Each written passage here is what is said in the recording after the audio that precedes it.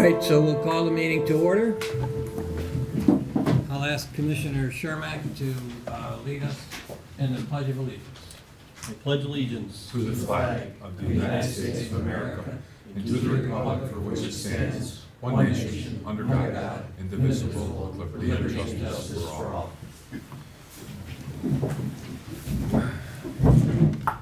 I don't want to keep people waiting. The record will reflect that the district attorney is present and is on a speaker phone here. And I'm told that Commissioner Notarianni will not be available. Commissioner Domenick, I'm told, has missed the commissioners' meeting today Yes, she due to did. COVID. Yes, that's right. Okay, and so we don't expect her. I do expect the sheriff. He just pulled up, Judge. He just pulled up? Okay, all right. So we can get started.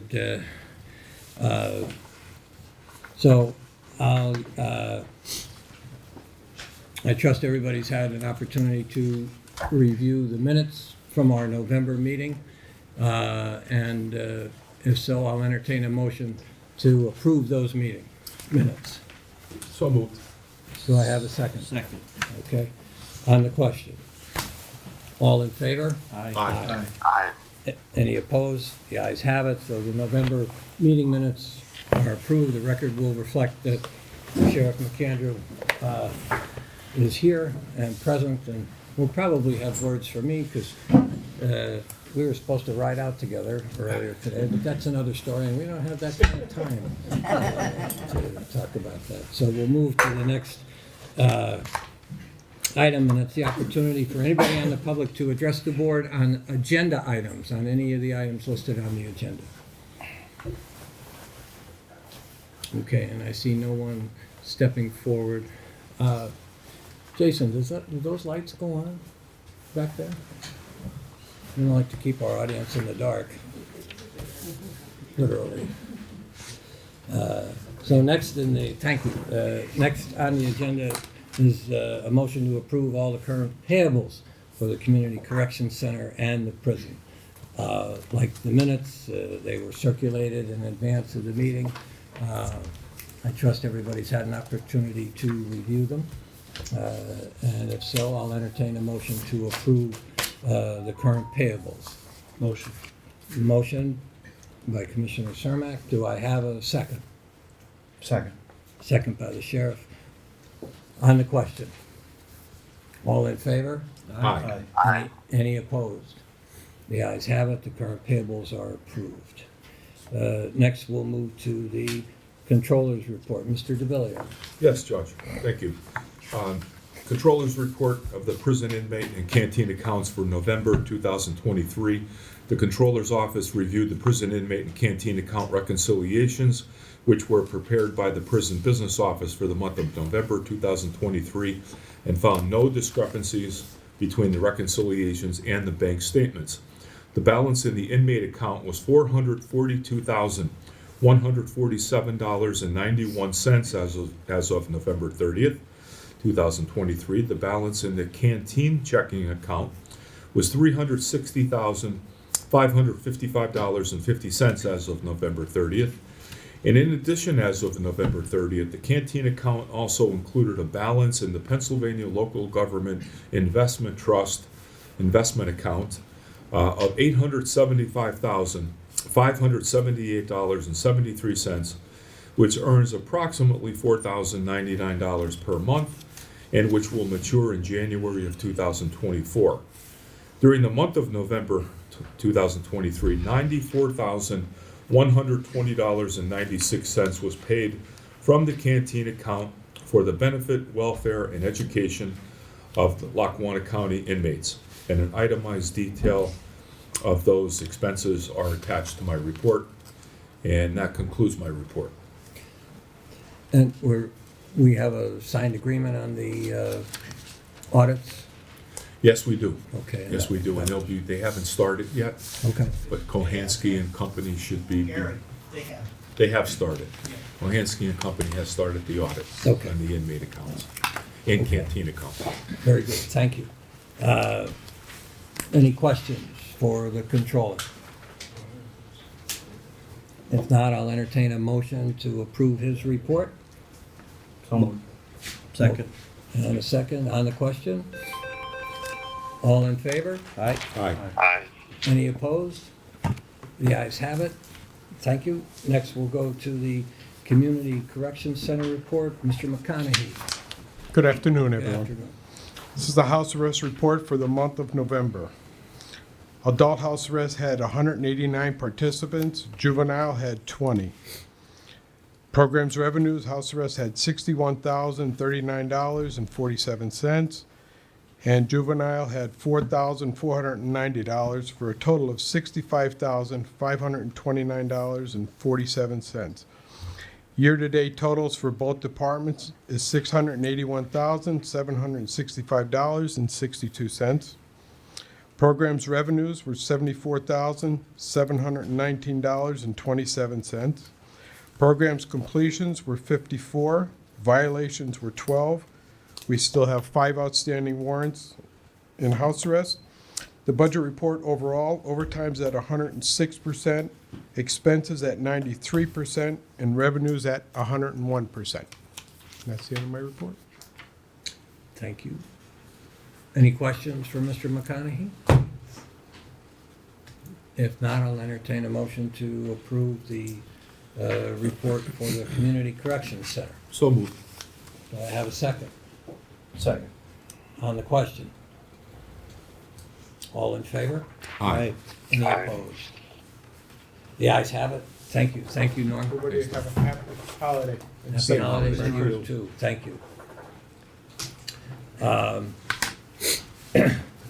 Next, we'll have the warden's report. You may notice that the warden is not here. The warden is out on medical leave. So the report will be delivered by Deputy Warden Colleen Orzel. Good afternoon, Board. Good afternoon. The in-house population for November was 749 inmates.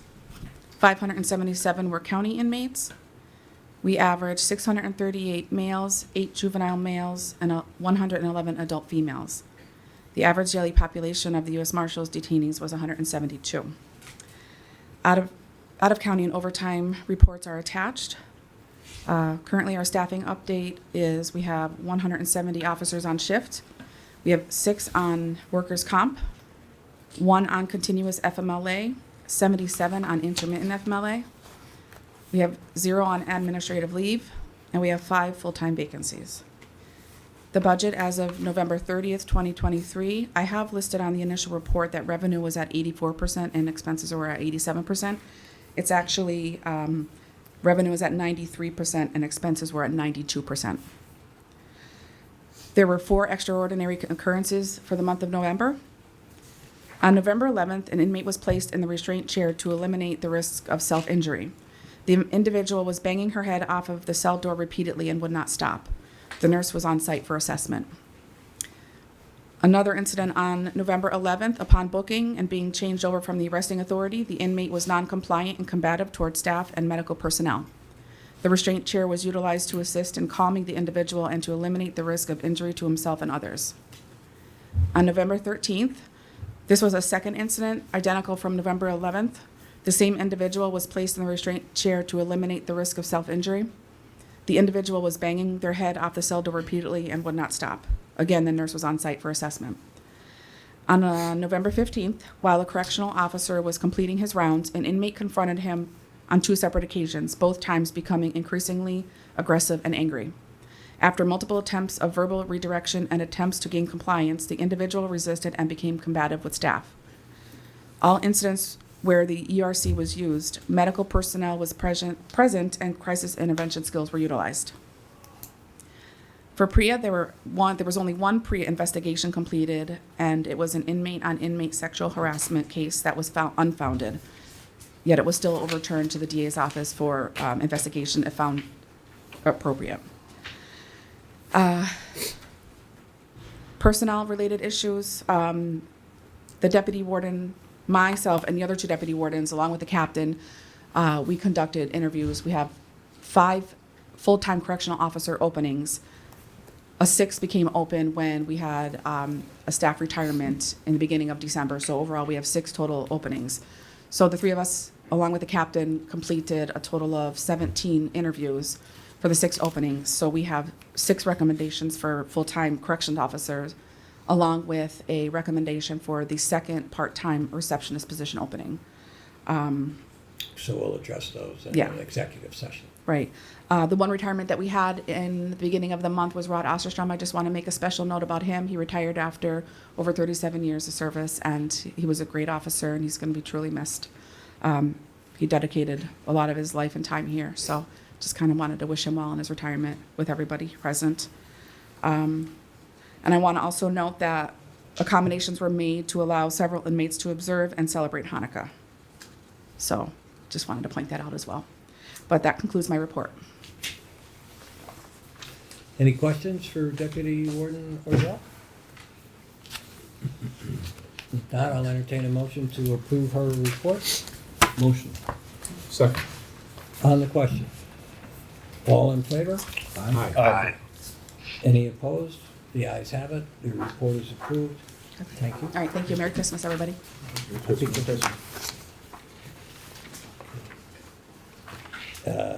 Next item on the agenda is new business. Any new business from anybody on the board? The only new business, Judge, I'm aware of is the fact that Deputy Warden Orzel had brought up a topic between our last meeting and today regarding paying for inmates who are released from the Lackawanna County Prison and potentially paying them to get to their destination, wherever that may be. You know, should we be paying for their transportation to get them where they're going? And I think we decided to discuss it publicly. Well, I think it's an excellent idea. I think we'd have, you know, our solicitor look into just the nuts and bolts of it. I think if we could come up with some type of agreements with Marts or Trailways or even a local cab Get some company, vouchers at a rate or something like that. we could arrange for vouchers to be given, and I think that's the right thing to do. And we can, certainly for their benefits, even though they're technically not inmates anymore because they've been released, Right. but certainly I think that would be an appropriate. And it would be canteen funds that we're discussing, Yeah. which are Oh, to be yeah. used for the benefit Oh, of absolutely. the inmate. Yeah, yeah. So, Does seem appropriate. yeah. Okay, so David, you can coordinate with Contact. the management team. Okay. Thank you. Any other new business? Okay, anybody from the public wish to address the board?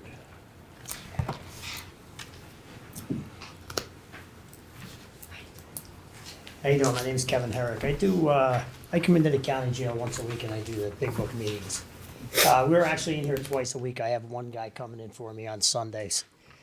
I just want to say that I feel the program's going excellent. I really do. And the past couple of weeks I've been noticing it even more that I really feel these guys are starting to get a little bit out of this. And, shortly after the new year, I think we were talking about, with Jason, talking about expanding it to another unit and me coming in another night, which I'm all for. At first I wasn't for it, but you know what? I'm not a judge of anybody, and I definitely, as a person, don't look down on anybody. So I'm going to try to to take that other night on, and I'm also going to talk to Jason about maybe starting a speaker night here. Have speakers come in from the street and tell their experience and stuff. But as far as the staff and everything, man, you can't get any better than coming into the Lackawanna County Jail, because I tell you what, you're treated with a lot of respect. And as a volunteer, I'm proud to say that things are going great. And that's really all I have. I want to wish everybody a Merry Christmas, and thanks for having me. Thank you, Kevin, thank you, and we appreciate the feedback. Because you're the one that's coming in and your team are coming in, so. With all due respect, I try to make this every month, but you know what?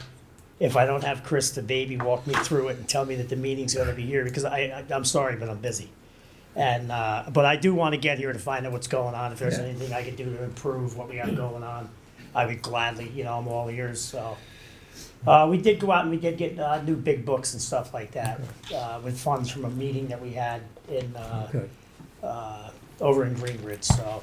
okay, Jason offered to get books, and he did get books, but they're, not the ones that we like to use, so. okay, all right. But, I really can't say, a bad thing about anything going on. I mean, it's a good show, Well, we appreciate your words, but more importantly, we appreciate your actions in coming in and working Thank with you. the population, so thank you for that. Merry Christmas, everyone. Merry Christmas.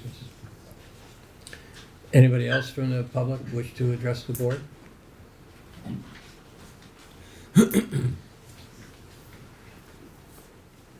Bev?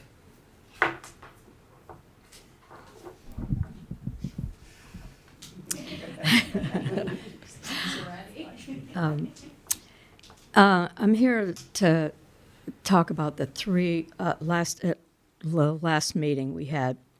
The warden didn't have the details, but he said 3 people were denied their absentee ballot to vote from the jail. So I went down to the Bureau of Elections to see who was, because I had submitted a list of everybody that I thought was eligible. And there was one that was deemed to be a felon, but she no longer was. She had served her complete sentence in Muncie. She is, however, back in our prison because of a misdemeanor. She was eligible to vote, but she was denied that. The 2 other ones were from, which I think could have been corrected by the Bureau of Election, excuse me. They had previously always voted. One was a male, one female. And so when we came around here, turned out in the meantime they had changed addresses. Both of them happened to do that. So they signed for their precinct in where they live right before they came into jail instead of the previous address. So the Bureau said they threw that out because there were 2, because when they went to register, to put the ballot in, it was they had already had a different address. Obviously, they couldn't go and vote in both places, but I wish that, and I know in another case previously there was a discrepancy, and the Bureau did mail back to that person and said what the incomplete application was, and so the person, we got that fixed, and that went through. That was in the primary, I think. But this time in the general election, we had those 3 problems, and I think they were all avoidable. The first instance you talked about was a woman, you said she was no longer a felon. Correct. What do you mean by that? Well, in Pennsylvania, once you have served your felon sentence, you are free to vote. Yeah, it's possible that the misdemeanor charge resulted in a violation of an ongoing parole. There may have been a detainer that would make her also incarcerated as a felon at that time, which Well- would make her ineligible. That would have been exactly the case, because I did all the backgrounds for the people that were on the list. I ran the conviction for the current incarceration, and there were a few people that was back in So prison. if they were state paroled on a felony and got a new misdemeanor charge, there would probably be a detainer which would trigger incarceration based on the prior felony, which would rule them out again. They have a prison sentence and a street sentence, basically, so they're on a parole sentence for the felony. If you're on parole. How I got my information was I called the Pennsylvania Prison Society. They have access to everybody's record, and they are the ones who verified or told me that she had completed her felon sentence. But the incarceration portion of the sentence, if you're usually, very, very often, when someone, particularly in the case of a felony, you're sentenced to a period of incarceration, which is followed, by parole. Once you get out, you are on parole. So you may have served the incarceration portion of it. But if you violate the terms of parole, then, as David said, that triggers, potential felony violation there at that point, because now you're subject to, you get sentenced to 10 to 20 years. You serve your 10, you're out. So you're on parole for another. She is not sentenced to, she's sentenced to 12 to 14 months or something, 12 to something months, 12 to 24 months Okay. on this misdemeanor that On she a has. misdemeanor. The- But Why if she's didn't, on parole and commits the misdemeanor, that can trigger the violation of her felony parole, which can result in further incarceration on the felony. why didn't the Pennsylvania Prison Society, when I specifically asked if she would have been eligible to vote, why didn't they tell me all of this? They may not have known everything. I don't know. I think they I do. don't know. But they, Well, anyway, that's what I found out, and that's what I'm reporting what I thought was to be the truth okay, of the matter. and that's fine. So that's those 3 votes, and I just want to be so careful with these votes. As to one other thing, change subject. Your suggestion about getting them to transportation brought to mind a case that we had. I'm a member of the Exodus Prison Ministry, and one time we bought a ticket for a woman who was getting out, and I picked her up here, took her to the bus station, and our ministry paid for the ticket for her to go to her family in North Carolina. So that would free up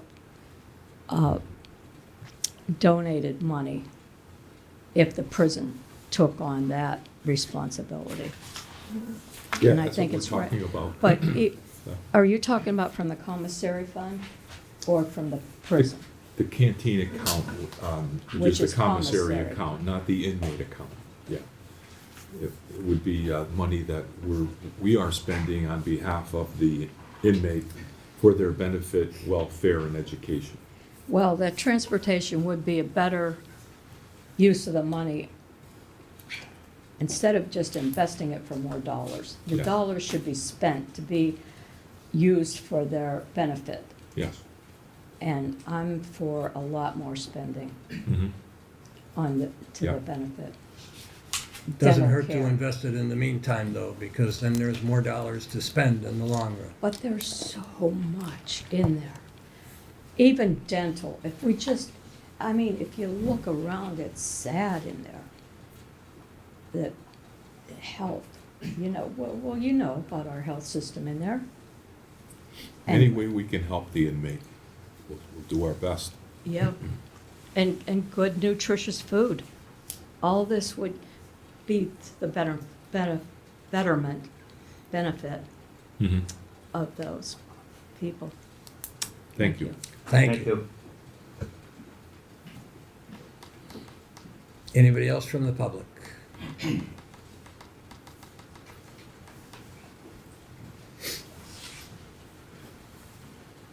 I believe it's still afternoon, right? All right. I want to apologize for my tardiness. Didn't know that it was here this day. My name is Rick Cephas, president of the NAACP Lackawanna County branch. The last time I was before you, we had talked, there was a mention of a prison chapter that I wanted to see created here. Speaking with Pennsylvania State Conference leadership, they did advise me that it wouldn't be feasible to put a chapter in Lackawanna County Prison, being that it's mostly short term. So the executive committee would constantly be a turnover. So it would be more beneficial to places like more like the state prisons where they have more long-term sentences there. But they did advise me, though, that I could have access to certain inmates to speak with them about civil rights, social justice, and encourage membership. When they get out, encourage their families to become members of the organization as well. Wouldn't be to facilitate, addressing issues or anything else. It would just be more informational. And kind of to piggyback on what was just discussed about transportation, I just know one case in particular where it was her condition that she go to a program in order, for her to be released. Well, apparently she waited 6 months to get a program, and yet for some reason Lackawanna County refused to provide transportation. So I stepped in and I provided the transportation. So within a week, we found this young lady treatment. I got her to the treatment facility, and she is currently still doing well. I think that a lot of inmates in here that would benefit from treatment, and if there's nothing local, invest in, making sure they get down to a facility that, don't just cop out and say we can't afford it or we don't do it. I think that is something that you guys should actually really take a really serious look at, because you have a lot of people sitting in there that don't need to be in there. They need help. Thank you. Thank you. Thank you. Anybody else from the public? Okay, I see no takers. So we're going to go into executive session right now. So I would ask everybody to step out into the hallway.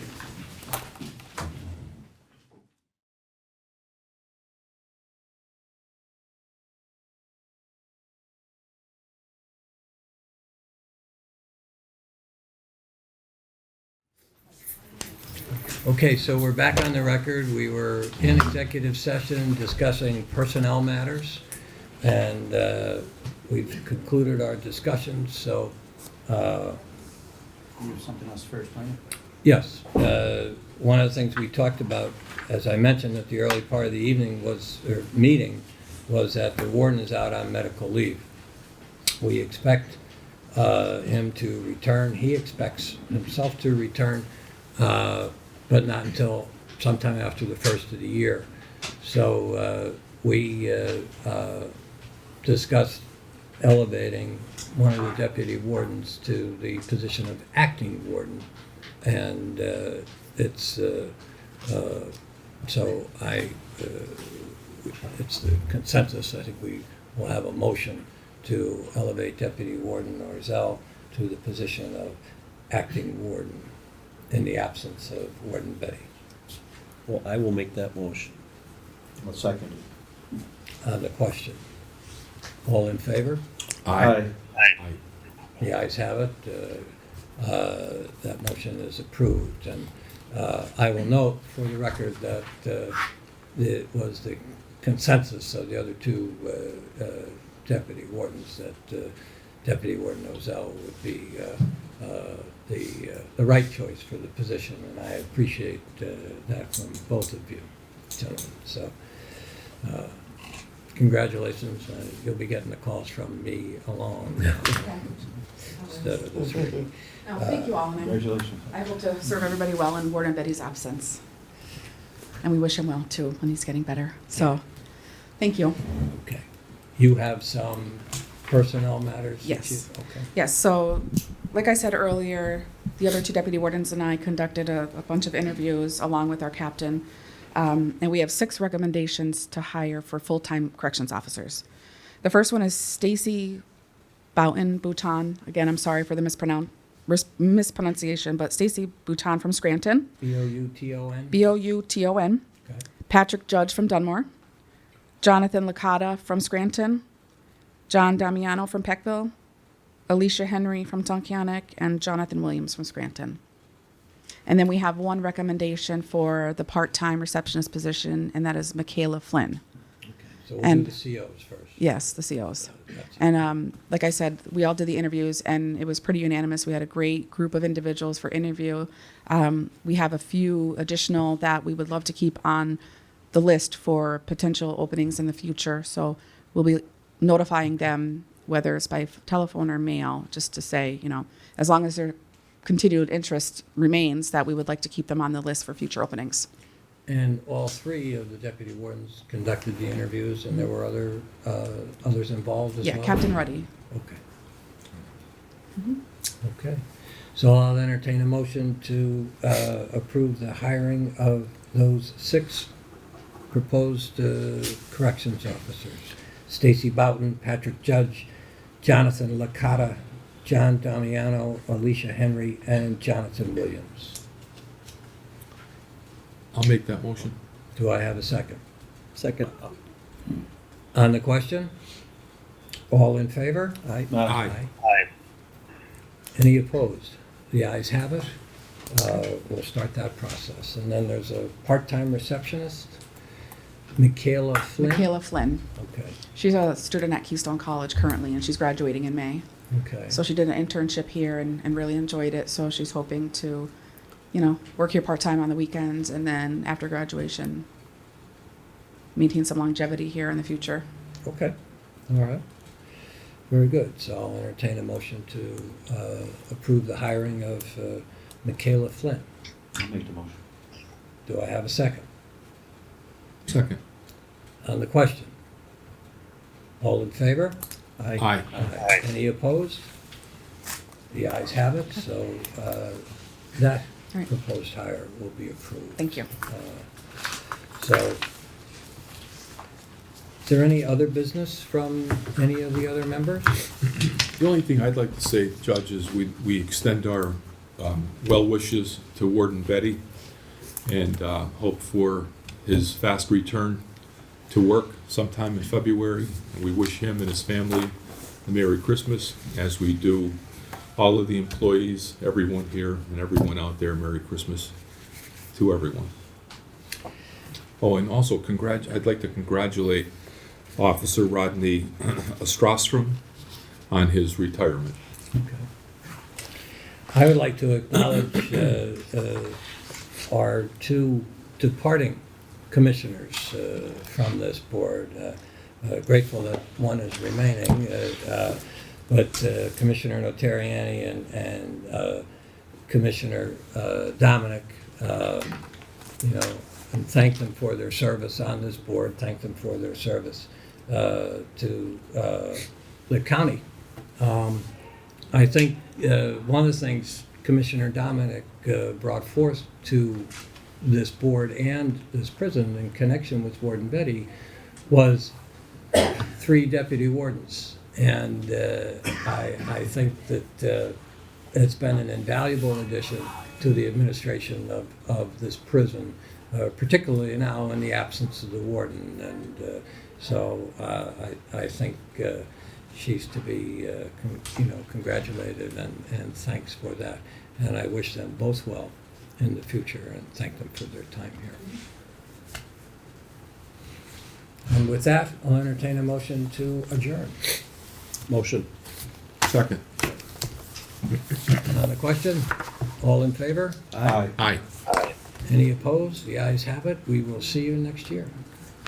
Merry Thank you. Christmas. Happy Christmas. Happy holidays. Thanks, Mark. See you, Mark.